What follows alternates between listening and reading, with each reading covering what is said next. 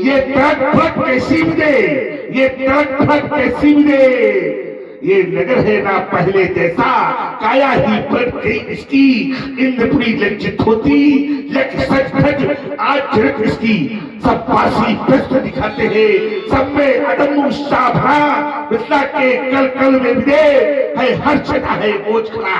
क्यों उम्र अचानक पड़ी यहाँ, क्यों उम्र अचानक पड़ी यहाँ, सुधा धार चश्मित विदे, ये ट्रक ट्रक, ये ट्रक ट्रक, ये ट्रक ट्रक ऐसी मिले, ऐसी सीधा से मुझे अवगत कराए।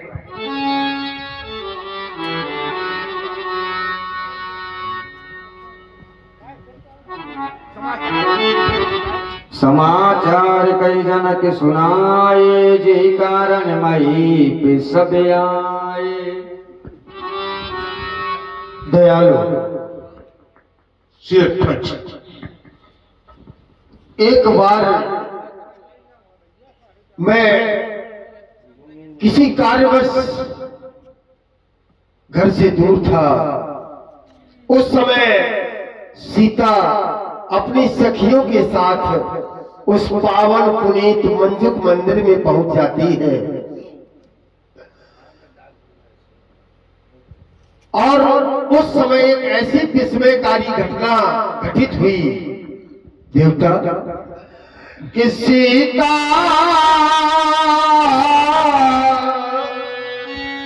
ये सीता ने उठा लिया अजगो लख कर मुमदीरज छूट गया। तब मैंने कठिन प्रतिज्ञा की, क्या प्रतिज्ञा की? पूर्ति में अजगो टूट गया।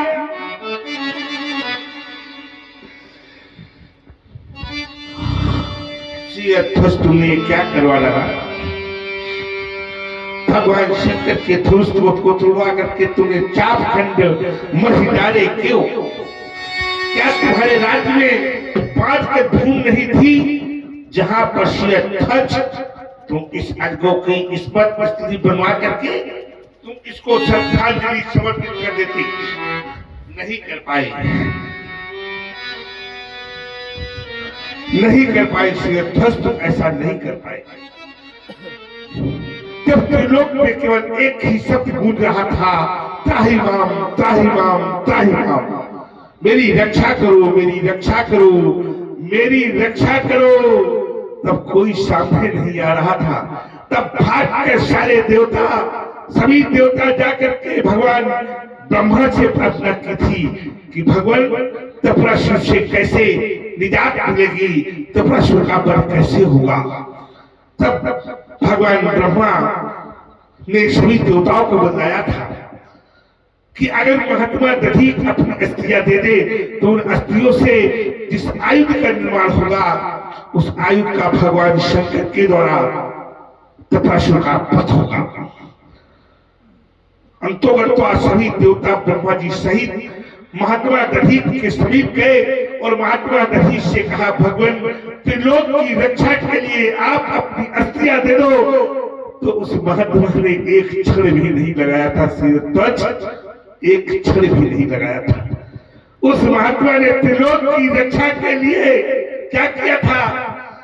अपने प्राणों को ब्रह्म रंग से ब्रह्म में लीन कर लिया था और कहा था, मेरी अस्थियां ले जाओ। अस्थियां भगवान विश्वकर्मा को दी गई।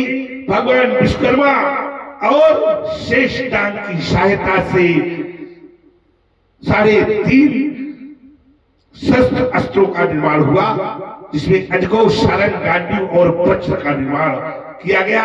अजगो भगवान शंकर को दिया गया। भगवान शंकर ने अजगो से क्या तपरासुर की तीनों पुरियों सहित उसे समाप्त कर दिया।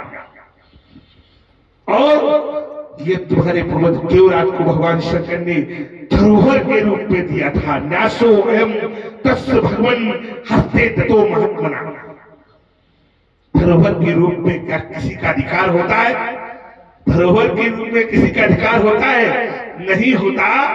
तो जब अधिकार नहीं था शिरध्वज, तो तुमने इसको कैसे तोड़ा डाला? ऐसे तोड़ा डाला। ये धरोहर के रूप में रखा था, इसलिए अजगो सबसे पहले मैं अजगो को श्रद्धांजलि समर्पित कर दूं। इसके बाद शिरध्वज में तुमसे निपटता हूं। मैया पार्वती द्वारा पोषित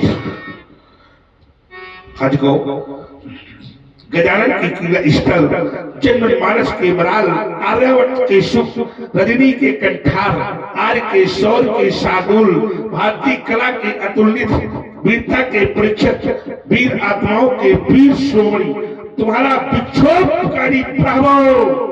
एक बार तो पुकारा होता अजगो, एक बार पुकारा होता, एक बार अगर पुकार देते अजगो, देखता किसकी मैया ने तेज बुलाया था जो तुम्हारा खंडन करता, तुझे तोड़ता नहीं तोड़ सकता था मेरे रहते हुए अजगो। चला गया त्रिभुवन का रक्षक, चला गया त्रिभुवन का रक्षक, सबसे प्यारा बंधु हमारा, इतने पर भी हे शिव शंकर हिला नहीं कैलाश तुम्हारा। चला गया त्रिभुवन का रक्षक, सबसे प्यारा बंधु हमारा, इतने पर भी हे शिव शंकर हिला नहीं कैलाश तुम्हारा, हिला नहीं कैलाश तुम्हारा। अजगो नहीं, क्या मैं तुम्हारी प्रभुता को नहीं जानता हूँ? जानता हूँ अजगो, जानता हूँ। ये आशुतोष के प्राण प्यारे, माँ पार्वती के हृदय दुलारे, क्या दुर्गति हो गई तुम्हारी,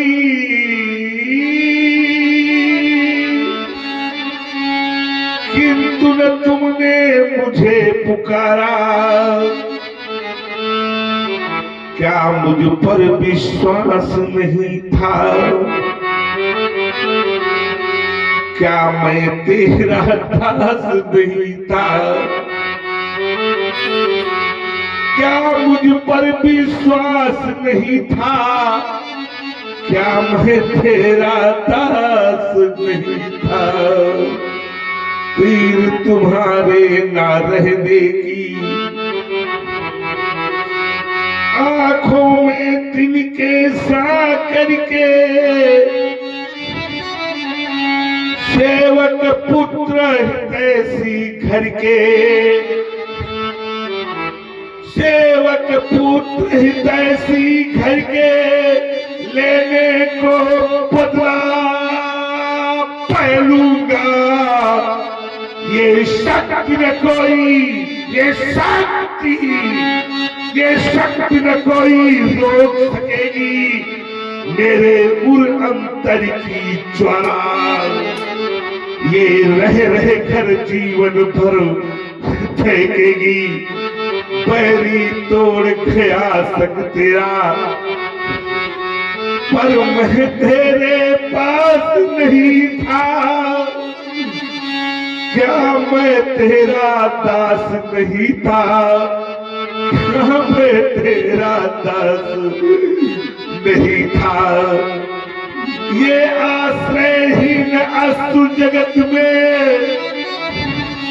दानवता का तब छाया था। संतों की रक्षा का सार्थक मंत्र तुम्हीं ने बतलाया था, यह मंत्र तुम्हीं ने बतलाया था। तुमसे पहले भी पतझड़ था, पर हंसता मधुमास नहीं था। क्या मुझ पर विश्वास नहीं था? क्या मुझ पर विश्वास नहीं था? क्या अजगो मैं तेरा दास नहीं था। शोक ना भयो मोहि मात शिव छेदन में, शोक ना भयो मोहि भूपन के मुंडन के खंडन में, शोक ना भयो मोहि भूभ्रातन की सौगात में। अरे प्रभा मातंग परसों जगात है, सोई दुर्ग देख इस आयुध की, ये बचवत दे, ये बचवत दे, ये खंड खंड खंड हो जाते, खंड खंड हो जाते, खंड खंड हो जाते। अतिरिस बोले बचन कठोरा, कहु जड़े जनक धनुष के तोरा। किसने तोड़ा ये खंडवा पुटिंद, किसने कर दिया इसके खंड खंड? बोल शीघ्र बोल। वेग दिखाओ मोर तो आजो, उलटाओ वही जालई तबिराजो। वेग दिखाओ, शिक्षाशिक मुझे दिखाया जाए, धनुष तोड़ने वाला कौन?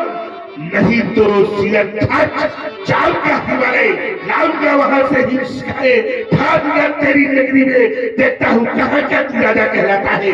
उल्टा हो मैं ही, जहाँ तक तेरा साम्राज्य है इसे मैं उड़ान कर दूंगा। तेरी पुरा का जीवन, तेरी पुरा का जीवन मैं आज तो भ्रष्ट कर दूंगा, आज तो भ्रष्ट कर दूंगा। आज तो भ्रष्ट कर दूंगा। शीघ्र बोल, किसके तोड़ा ये खंडवा पुटिंद?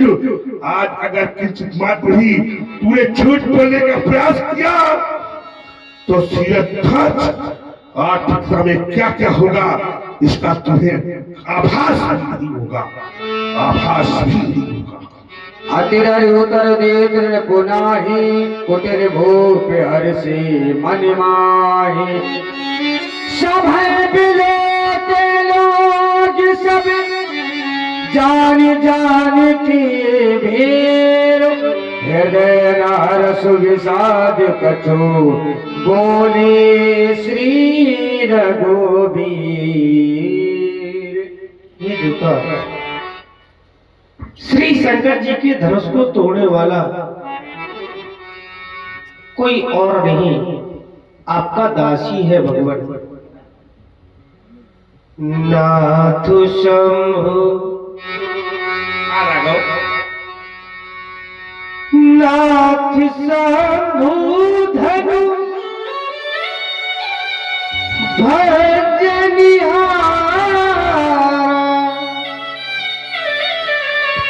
होई है कि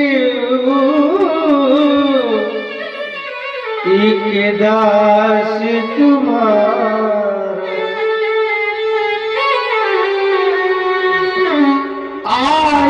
सुका कहीं किन मोही,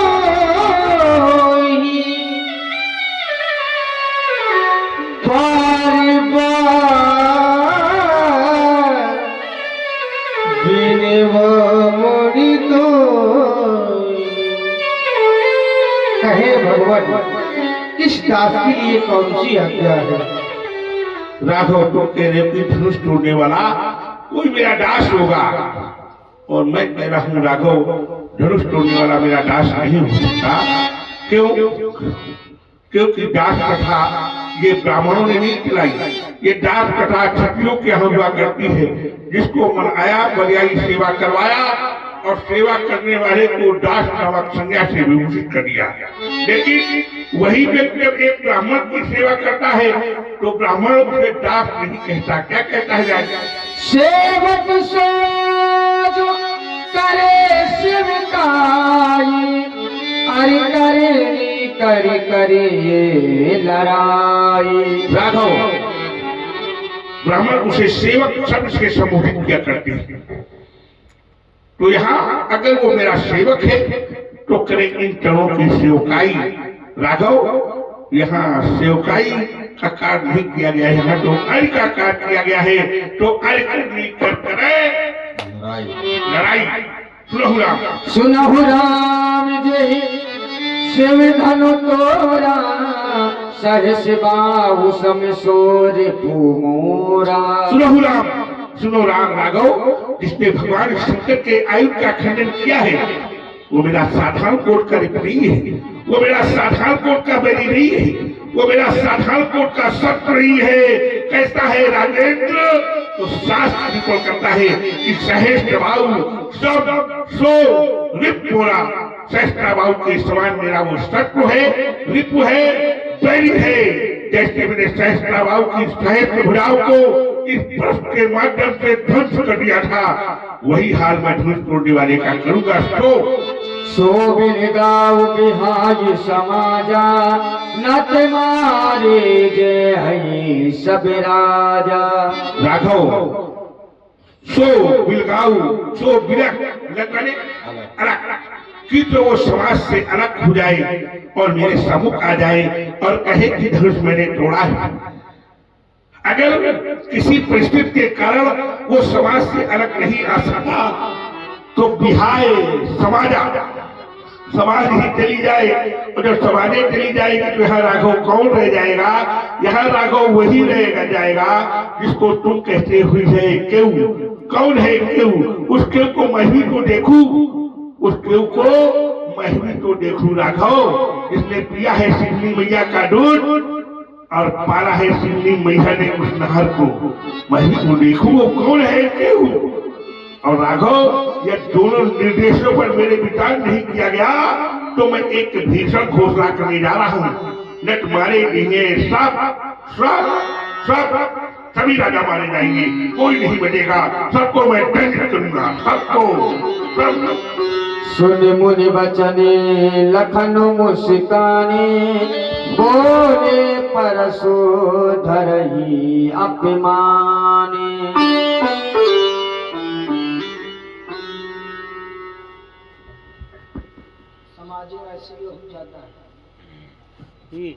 श्राप लोगों ने धनुष तोड़ने वाले के विरोध में महात्मा परशुराम जी की घोषणा हो गई।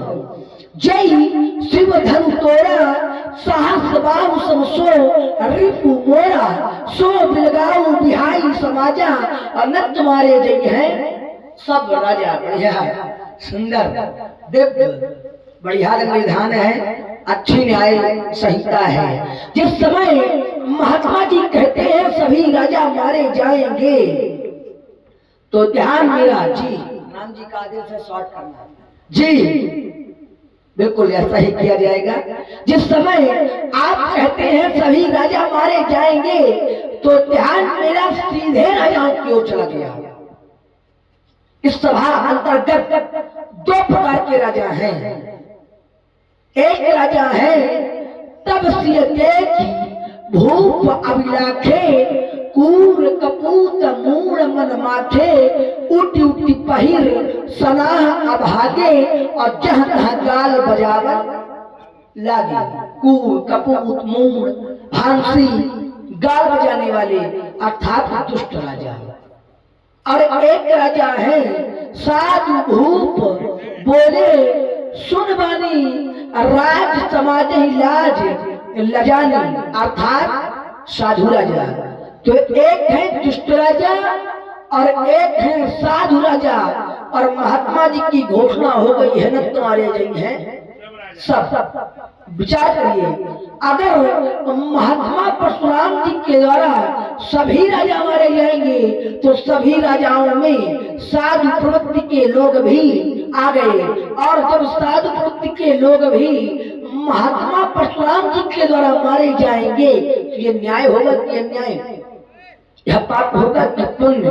यह धर्म होगा कि अधर्म? और सबसे बड़ी बात तो आपको अवतार कोट में रखा गया है। मीन कवट सूकर नरहरि, वामन परशुराम बपुधरी। और अवतार होता किसके लिए है? तो उत्तर मिला परित्राणाय साधूनां विनाशाय च दुष्कृतां, धर्म संस्थापनार्थाय संभवामि युगे युगे। अवतार होता है साधुओं की रक्षा के लिए, दुष्टों के विनाश के लिए। तो आप साधुओं की रक्षा के लिए आए हैं तो साधुओं की रक्षा करो। साधुओं की रक्षा के लिए आए हो, साधुओं की रक्षा नहीं कर रहे हो, ना करो। लेकिन अगर साधुओं की रक्षा नहीं कर सकते तो कम से कम मारो तो ना। और राजा मारे क्यों जाएंगे? क्योंकि धनुष तोड़ने वाला आपको मिल नहीं रहा है। और मिल क्यों नहीं रहा है? इसमें दोष किसी और का नहीं, अपितु आपका है। क्योंकि संसार में 4 प्रकार के लोग होते हैं, विज्ञ, अल्पज्ञ, अज्ञ और प्रज्ञाचक्षु।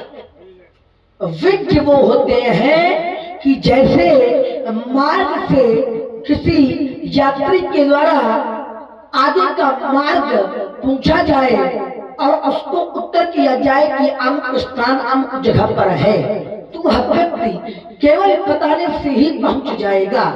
ये होते हैं विज्ञ। और अल्पज्ञ वो होते हैं कि मार्ग को बताया जाए फिर भी वो पहुंच न पाए, तो उन्हें आगे तक जाकर के मार्ग दिखाया जाए तो वो मार्ग में पहुंच जाएंगे। और अज्ञ वह होते हैं कि जिनको मार्ग बताया जाए फिर भी उन्हें समझ में ना आए, तो मार्ग तक पहुंचा करके उन्हें बताया जाए तो वो मार्ग में पहुंच जाएंगे। ये होते हैं अज्ञ। और चतुर्थ है प्रज्ञाचक्षु। और प्रज्ञाचक्षु वो होते हैं कि मार्ग पूछा जाए, उत्तर दिया जाए, फिर भी समझ में ना आए तो उन्हें उस गंतव्य तक लेकर के जाया जाए, दिखाया जाए, बताया जाए और कहा जाए कि अमुक स्थान है, फिर भी वो ना पहुंच पाए, तो ये होते हैं प्रज्ञाचक्षु। आज ऐसी ही स्थिति महात्मा परशुराम जी की लग रही है। मानो ऐसा लग रहा है कि जैसे प्रज्ञाचक्षु हो गए हैं। आप कहते हैं धनुष तोड़ने वाला सहस्त्रबाहु अर्जुन के समान मेरा बैरी है, रिपु है, शत्रु है, तो ध्यान मेरा सहस्त्रबाहु अर्जुन की ओर चला गया। सहस्त्रबाहु अर्जुन अत्याचारी था, पापाचारी था, दुष्ट था, कलंकी था, लेकिन क्या धनुष तोड़ने वाला अत्याचारी है? क्या धनुष तोड़ने वाला पापाचारी है? क्या धनुष तोड़ने वाला अनाचारी है? उत्तर मिला नहीं। धनुष तोड़ने वाला तो गुरुओं की आज्ञा मानने वाला है, सदाचार के धरातल में खड़ा होने वाला है, माता पिता की आज्ञा का पालन करने वाला है, सनातन धर्म का पोषक है। फिर समानता कैसे? चल करके महात्मा जी से मिला जाए। महात्मा जी प्रणाम। उस समय स्वर्ग में जाओ। स्वर्ग में जाने की आवश्यकता हमें नहीं है, क्योंकि जिस स्थान में हम रहते हैं उस स्थान को अयोध्या के नाम से जानते हैं, और हमारे लिए अयोध्या स्वर्ग से भी बढ़कर के है। बड़ा क्रोध कर रहे हैं, क्या कारण है? भगवान शंकर का धनुष टूट गया। टूट जाने दो, धनुष के टूटने में क्रोध का कारण धनुष का टूटना है। भगवान शंकर के धनुष का टूटना है। अगर क्रोध का कारण धनुष का टूटना है तो बात मैं आपको बता दूं, हमने अपने बाल्यकाल में एक नहीं, दो नहीं, अपितु बहु धनु ही तोड़ी कब लड़काई। हमने खेल खेल में, बचपने में एक नहीं, दो नहीं, बहुत सी धनुया तोड़ डाली, और जब बहुत तोड़ी थी तब आपके दर्शन नहीं हुए थे। और आज एक टूटा है, दर्शन की बात छोड़ो, ये भयंकर वाला प्रदर्शन इसको बंद करो और प्रिय दर्शन करो। बहु धनु ही तोरी लड़काई कबहू न असल गोसाई। और अगर आप आज ऐसा क्रोध कर रहे हैं तो क्या ममता? और अगर ममता है तो यही धनु पर ममता कई हेतु धनुष ममत्वता कारण क्या है, हेतु क्या है, जानना चाहता हूँ। पूछपाठ, प्रातः स्मरणी, श्रद्धेय, वरेण्य, स्तुत्य, प्रणम्य, तपोनिष्ठ, ब्रह्मनिष्ठ, स्वामी जी, पंडित जी, ब्राह्मण देवता, श्री श्री 1008 अखंडानंदन बोल गए।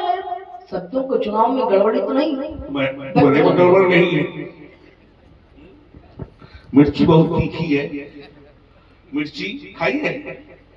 मिर्ची जितनी छोटी होती है कभी कभी उतनी ही वो तीखी होती है। मिर्ची है बहुत छोटी, देखने कितनी छोटी है और तीखी बहुत है तीखी। तो मिर्ची भी देख कर खाना चाहिए, ज्यादा अगर तीखी तो नहीं खाना है, ठीक है, ये ज्यादा तीखी है। लेकिन अगर नहीं खाना है तो उसे नहीं खा पाते, उसे तोड़ के फेंक देना है। न रहेगी बांस न बाजेगी बांसुरी है। जैसे शेष विष फन भरे, शेष विष फन भरे तऊ न करे आतंक, और बिच्छू थोड़े जहर में फिरे उठाए डंक, अधगर गगरी छलकत जाए, अधगर गगरी छलकत जाए। जो पानी की आधे दर से भरी हुई गगरी होती है उसे जब लेकर चलो तो छलकती है, लेकिन जो पूरी भरी होती है वो छलकती नहीं है। बालक ने बहुत बिंदु दिए। बालक ने कहा कि यहाँ दो प्रकार के राजा हैं।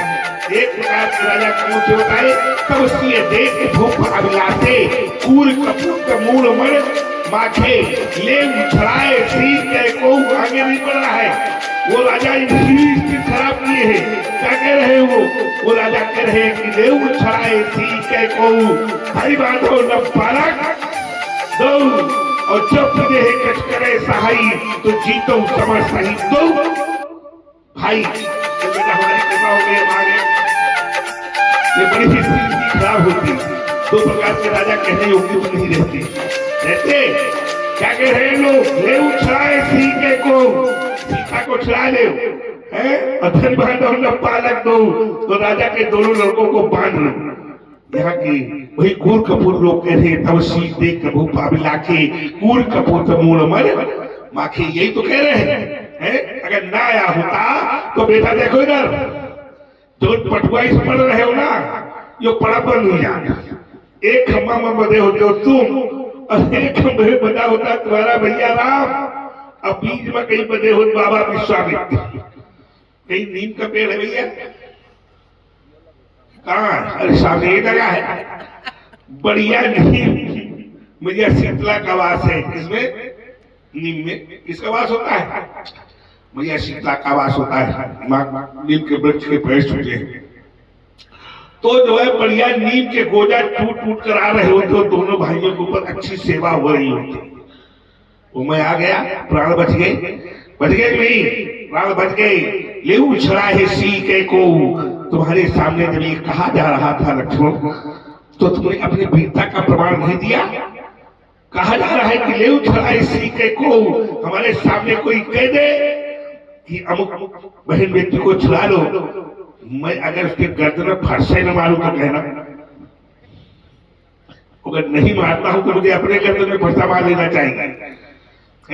अगर हमारी बहन बेटियों को ऐसे कहा जाएगा कि ले उछड़ा है सीखे को, और हम बैठे बैठे सुनते रहेंगे, तो धिक्कार है हमारी वीरता को, धिक्कार है हमारे पौरुष को, धिक्कार है हमारे महत्वाकांक्षा को, धिक्कार है। तो तुम बैठे बैठे सुनते रहे और हमारे सामने खड़े होकर पटुआ पढ़ना है। उसी समय उनको जवाब देना था। अगर मेरे सम्मुख को ऐसा बोले तो मैं उनको पकड़ूं, पहले पटकूं, फिर उनके गर्दन पर अपने लाश को रखूं। क्यों? ये भारत देश है। भारत देश में जब पुरुष की दृष्टि पर स्त्री पर पड़े तो कहां पड़े? पैरों में पड़े। कहां पड़े? मुख में ना पड़े। ये वो भारत देश है और यहाँ की संस्कृति यही है। हम सभी को यही करना चाहिए, पर स्त्री को कभी देखना नहीं चाहिए, शास्त्री कहता है। तो यहाँ तुम कहते हो कि जो ये दो प्रकार का राजा है, तो कह साधु राजा आप दुष्टों को मारोगे तो ठीक है, अगर साधुओं को मारोगे तो आप अवतार कोट के हैं, आप क्या अपने अवतार के साथ निर्णय कर पाएंगे? बेटा जब तुम ये जानते हो मेरा अवतार है, तो ये भी जान लो कि अवतार के द्वारा गलत नहीं हो सकता। अवतार के द्वारा गलत नहीं होता, हो सकता है अवतार के द्वारा गलत नहीं होता। तो कह रहे हो कुछ साधु राजा भी मारे जाएंगे? हाँ मारे जाएंगे। क्यों मारे जाएंगे? अगर कोई अपराधी को छिपाएगा तो अपराधी को जो छिपाता है वो भी अपराधी माना जाता है, माना जाता है। अगर अपराधी को आपने शरण दे दी तो फिर आप भी उसमें शामिल हो गए कि नहीं? तो साधु राजाओं ने हमको नहीं बताया कि धनुष किसने तोड़ा है। जब साधु राजाओं ने मुझको ये नहीं बताया कि धनुष किसने तोड़ा है, तो वो भी साधु नहीं रह गए, वो भी हो गए असाधु। और वैसे भी आजकल बहुत साधु बहुत अंदर बंद है कारागार, बंद नहीं बंद, वो भी साधु थे। तो साधु और असाधु की भी ठीक से परिचय कर लेना चाहिए। अगर वो साधु थे तो हमारे पक्ष में रहते, हमें आकर बता देते कि परशुराम जी क्रोध करने की आवश्यकता नहीं है, धनुष अमुक ने तोड़ा है, धनुष अमुक ने तोड़ा है, ला सकते थे, लेकिन उन्होंने नहीं बतलाया। आशय धनुष तोड़ने वाले को उन्होंने भी छिपाया, तो किसकी गणना में आ गए? वो भी अपराधी की गणना में आ गए। तो बेटा वो साधु हो चाहे असाधु हो, मारे सब जाएंगे, कम मारे जाएंगे। जब धनुष तोड़ने वाला नहीं मिलेगा तब मारे जाएंगे।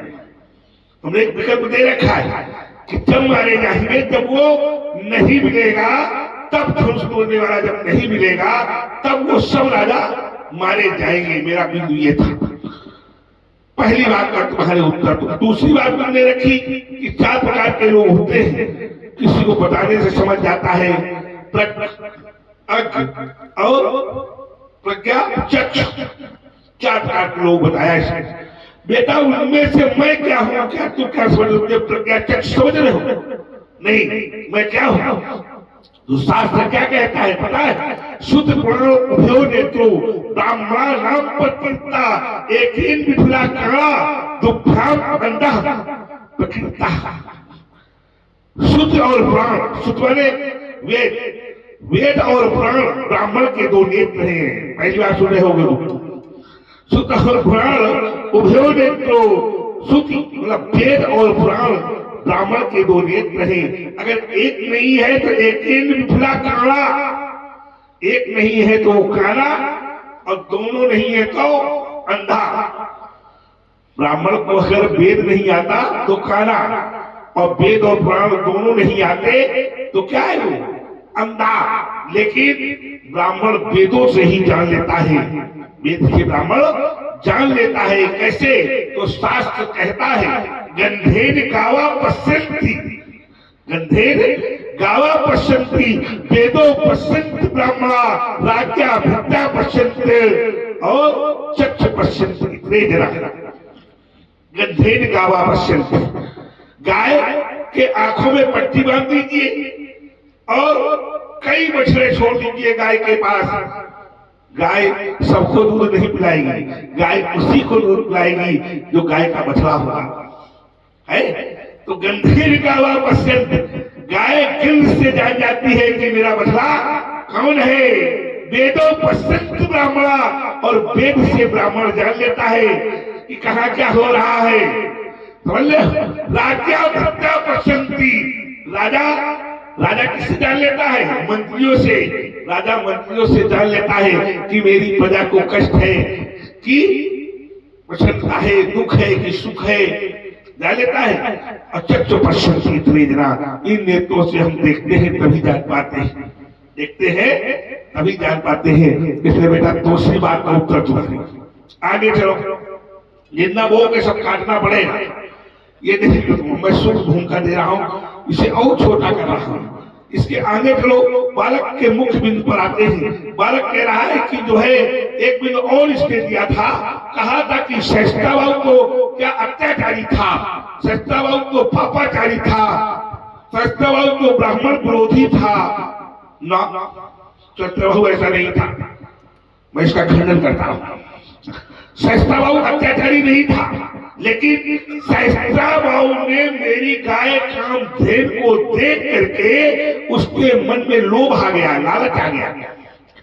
और लालच जब आ गया तो हमारे पिता से जबरन को कामधेन को छीनना चाहा। पहले मांगा, जब मेरे पिताजी ने नहीं दिया तो उसने जबरन छीन लिया, और जब छीन लिया, यही अपराध है उसका, गाय को छीना।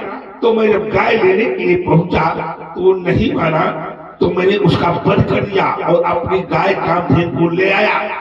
और जब मैं अपनी कामधेन को ले आया तो उसके पुत्रों ने मेरे पिता का वध कर दिया, और जब उसके पुत्रों ने मेरे पिता का वध कर दिया तो मैंने उसके चारों पुत्रों का वध कर दिया और उसकी 17-18 सेना का मैंने विनाश कर दिया। फिर इसके बाद चला ये प्रश्न, क्यों चला? क्योंकि मेरी माँ ने 21 बार मुष्टिका का प्रहार अपने पक्ष स्तर पर किया था। जब माँ के 21 बार मुष्टिका का प्रहार मैंने पक्ष स्तर पर देखा पिता के मरने पर, तो मैंने उसी समय सौगंध ली ये 21 बार पुरुष चलेगा। कितने बार इस भूमंडल पर घूम घूम कर मैंने 21 बार इस पशु का प्रहार किया। क्या मैंने सभी क्षत्रियों को मारा? नहीं, मैंने उन क्षत्रियों को मारा जो क्षत्रिय अत्याचारी थे, पापाचारी थे, हतताई थे। उनको मार करके जो तुम सूत्र पढ़ रहे हो, परित्राय साधुनाम विनाशाय च दुष्कृताम धर्म संस्थापनार्थाय संभवामि युगे युगे, है तो उसी की मैंने स्थापना की, धर्म की मैंने स्थापना की।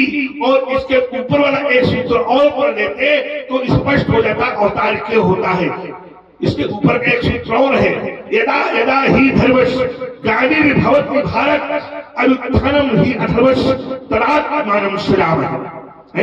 जब जब हो धर्म के हानि बारई असुर अधम अभिमानी करई अनीत जाए नहीं बरनी सीधे विप्र भेद सुर धर्मी तब तब प्रभु धर्म मनुज शरीरा और हरे ही कृपा निधि सज्जन पीड़ा। इसलिए होता है बेटा है। आगे चलो, तुमने कहा तोरी लड़काई, बहुत बातें तुमने रखी है। अगर मैंने सबका उत्तर देना प्रारंभ किया तो आज का प्रातः काल छोड़ो, ये कल का प्रातः काल शुरू हो जाएगा। इसलिए मैं सूक्ष्म कर रहा हूँ। और देखिए, तुमने कहा कि बहुत हुई तोरी लड़काई कबहू न असृष्टि गुसाई। मैंने बाल्यावस्था में लड़काई में बहुत सारे धनुषों का खंडन किया। लड़काई भैया कितने वर्ष की होती है? तो शास्त्र कहता है लड़काई 5 वर्ष की होती है। कितने वर्ष की? अच्छा भैया, 5 वर्ष का बालक अपने कपड़े उतार डाले, मिट्टी में लेट जाए और मिट्टी में सड़ा हुआ बालक अपने पिता के समीप पहुंचे और पिता के समीप जब पहुंचे तो क्या पिताजी उसे मारेंगे? नहीं मारेंगे। क्यों? क्योंकि बालक अबोध है, बालक को ज्ञान नहीं है क्या करना चाहिए क्या नहीं करना चाहिए। पिताजी कितने अच्छे कपड़े पहने हो, बालक की मिट्टी को झड़िया देंगे और उठाकर अपनी गोद में बैठा लेंगे। लेकिन वो आए बालक इतना बड़ा हो जाए, वही बालक इतना बड़ा हो जाए और भैया सब कपड़ा उछाल डाले और मिट्टी में लेट जाए और पिताजी के पास पहुंचे। पिताजी क्या करेंगे? हाथ उतारेंगे, इसकी क्या करेंगे? इसको दंड देंगे। तो बेटा अब आदतों में परिवर्तन करो, जो तुम लड़काई में करते रहे हो क्या अब भी करोगे? अब तो न करो। लड़काई में बालक धनुष बनाता है, धनुष तोड़ देता है। धनुष कितने प्रकार के होते हैं? धनुष होते हैं 3 प्रकार के, जिसमें एक का नाम है क्या? मानवीय धनुष, एक का नाम है दैवीय धनुष, एक का नाम है चाप अभ्यास। चाप अभ्यास वाला काम करते हैं, बालक धनुष बनाते हैं और उसे तोड़ देते हैं। लेकिन अगर इसी प्रकार से अस्त्र शस्त्रों को तोड़ा गया या समाप्त किया गया तो देश की सीमाओं का क्या होगा? देश की सीमाओं का क्या होगा? अधिकों जैसा धनुष टूट गया, देश की सीमाओं का क्या होगा? खतरे में पड़ेगी नहीं पड़ेगी। इसलिए बेटा सब काम सोच समझ कर करो। अब लड़काई वाले काम न करो। तुम कह रहे हो बहुत धनुष तोड़ी लड़काई, मैंने बाल्यावस्था में बहुत सारे धनुषों का खंडन किया तो आपने क्रोध नहीं किया। कहूं न असृष्टि गोसाई, तो बेटा मैं क्रोध करता नहीं हूँ, इसको समझो। मैं क्रोध नहीं करता। जो तुम कह रहे थे मीन कमर सुकन्नर हरि 52 प्रश्राप बबधरी, एक महावाक्य है। तो जो मेरा अवतार है, अवतार 4 प्रकार के होते हैं, अंशावतार, अंशावतार, पूर्ण अवतार और आवेशावतार। उसमें से आवेशावतार है मेरा। कौन सा अवतार है? आवेशावतार है।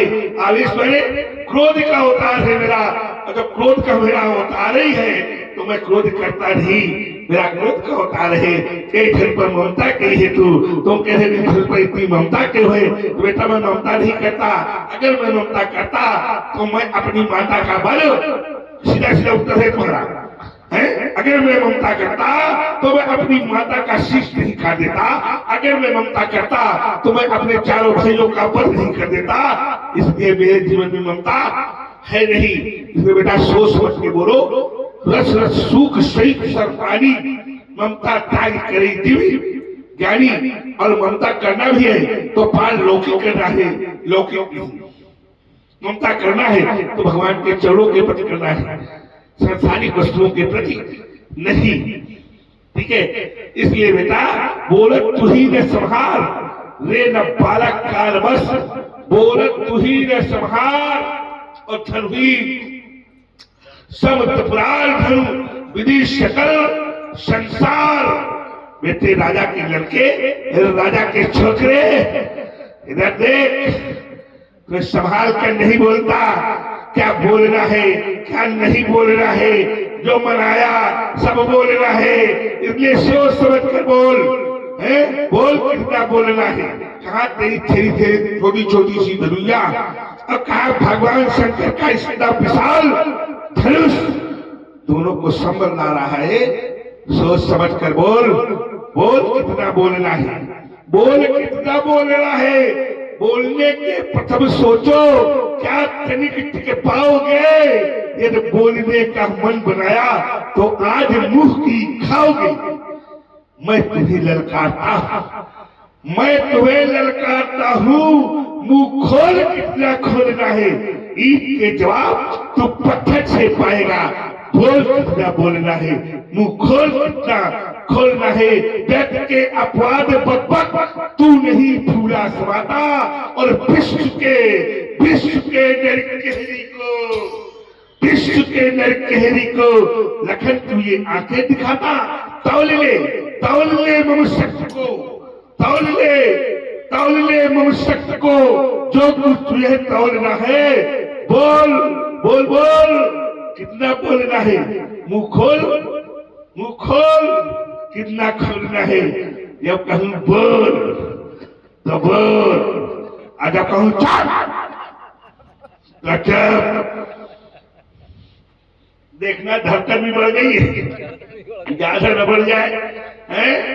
अब बोल, जब कहूं बोल तब बोल, अब बोल क्या बोलना चाहिए। हाथे इतना कि रोने को मजबूर हो गए, पास इतना इतनी दूर हो गए, और जिन कांच के महलों में हमें डर था, आज एक ही टक्कर में चकनाचूर हो गए।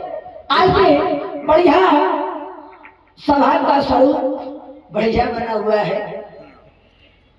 महात्मा परशुराम की वार्ता को सभा अंतर्गत बैठे प्रत्येक जीव ने बड़े ही ध्यानपूर्वक सुना और उसको समझा भी। आइए, वैचारिक द्वंद है और अच्छे श्रोता बैठे हैं। ऐसी समाज, ऐसे लोग बहुत ही कम स्थानों पर मिलते हैं। मानसकार ने भी जब रचना की तो वक्ता से पहले ऐसे श्रोताओं का दर्शन किया। ऐसे देख रहे हो ना, ऐसे श्रोताओं का, वक्ता का नाम नहीं लिखा, पहले श्रोता का लिखा। श्रोता, वक्ता, ज्ञान निधि, कथा राम के गूढ़।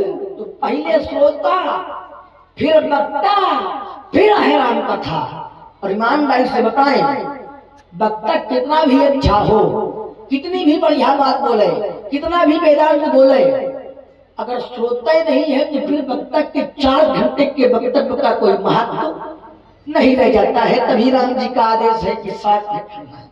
आइए, मैं आपकी सारी बातों को देख ले रहा हूँ, और अच्छी बात है कि आपकी पहुंच ठीक ठीक है। आप बिल्कुल चोट पर चोट कर रहे हैं, और यही होना चाहिए। बहुत लोगों को पता ही नहीं है कि विषय क्या है, चोट कहाँ करनी है, किस धरातल पर हमें उत्तर करना है। आइए, मैंने कहा था यहाँ पर 2 प्रकार के राजा हैं, एक है दुष्ट राजा और एक है साधु राजा। और महात्मा जी की घोषणा हो गई है ना, तुम्हारे जय है सब राजा। तो मैंने कहा कि अगर सभी राजा मारे जाएंगे तो सभी राजाओं में साधु प्रवृत्ति के लोग भी आ गए, और अगर साधु प्रवृत्ति के लोग मारे जाएंगे तो ईमानदारी से बताओ भैया, अगर साधु प्रवृत्ति के लोग मारे जाएं तो ये उचित होगा कि अनुचित, न्याय होगा कि अन्याय, क्या होगा? जोर से बोलो तो दबाव माने होगा परशुराम जी। अन्याय हुआ ना। बताओ आप लोग समझ गए, ये नहीं समझ पा रहे हैं। ये समझ गए हैं दादा, मैं तो समझाना है। नहीं समझ गए हैं। हमने एक विद्युत दिया था, अगर वो कौन साधु भी अपराधी को छिपाता है तो वो किस संख्या में हटाए। आइए मैं वहीं पर आ रहा हूँ, बीच में बोलो, जितना बोया है उतना काटा तो। तुम्हारा काटूंगा भी मैं और मारूंगा भी, तुम परेशान ना हो। अभी तो पनियावा नहीं आई है। अरे तो यहाँ नहीं चिंता है, ये रमा चाहे रात 9 बजे तलवार एक हमारे दिल बन जाए और तीसरे खौफ खाए। करिया के आगे दिया न बरी बड़ा। करिया के आगे दिया जलेगा, आइए करिया होगा। मैं करिया हो। अब रुक जाइए, अपने क्रम में बोलिएगा, मैं सारी बातों को खेल रहा हूँ आपकी। तो जो साधु वृत्ति के लोग हैं, अगर वो मारे जाएंगे तो उचित होगा कि अनुचित हमारी बात देती है। तो आपने कहा कि ये साधु और दुष्ट का ज्ञान न दो, क्योंकि मैं आ गया तो तुम बच गए, और अगर मैं नहीं आता तो